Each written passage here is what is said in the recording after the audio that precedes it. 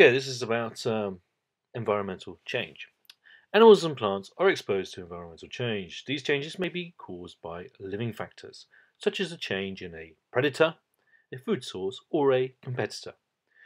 Environmental changes may also be caused by non-living factors, such as a change in temperature or rainfall. Effects of environmental change. Changes in the environment affect the distribution and behavior of living organisms. For example, humans have been cutting down trees for thousands of years. We do this to clear land for farming and building, and for wood to use as a fuel or building material. This deforestation can have local effects, such as a reduction in food and shelter for animals. It can also have more widespread effects, such as changes in rainfall and temperature. These changes may change the distribution of bird species, for example. Okay, so we just got a map down here of how, if you like, the forest cover was over the planet Earth back in 8000 BC, 10,000 years ago. And then further down here we have as it is now. Okay, right. Predators and prey.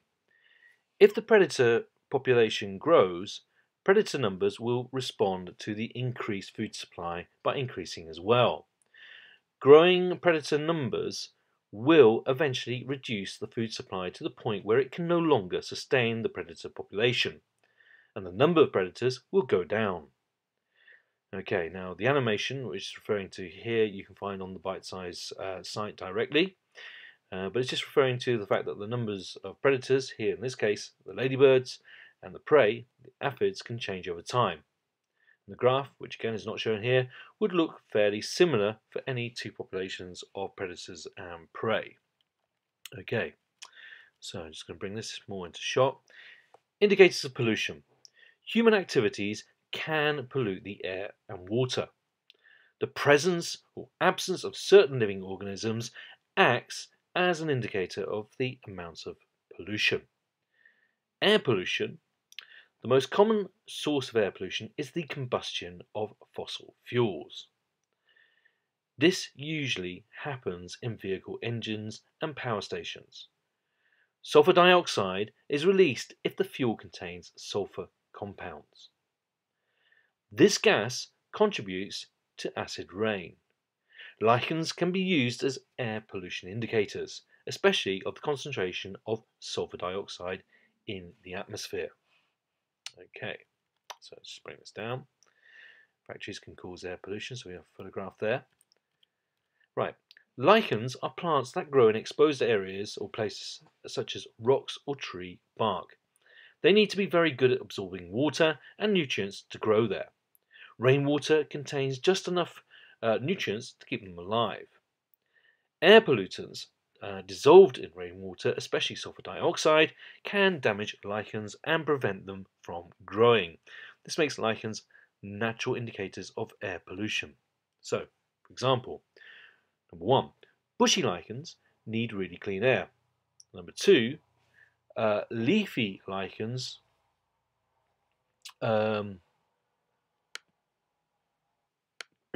leafy lichens can survive a small amount of air pollution. Number 3, crusty lichens can survive in more polluted air.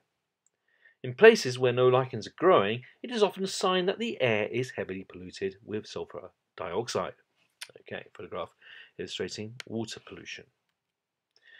Okay, so oil spills cause a lot of harm to the environment, both at sea and on land. Water pollution is caused by the discharge of harmful substances into rivers, lakes and seas. Many aquatic invertebrate animals cannot survive in polluted water, so their presence or absence indicates the extent to which a body of water is polluted. Okay, water pollution indicators. Now, level of water pollution indicator species. So here we go. Clean, mayfly larva. Low, freshwater shrimp. High, water louse. Very high, rat-tailed maggot, sludge worm. Okay, so measuring environmental changes. So let's just bring that more into shot. Living organisms can be used to indicate environmental changes such as pollution, but scientists can also use equipment to measure environmental changes.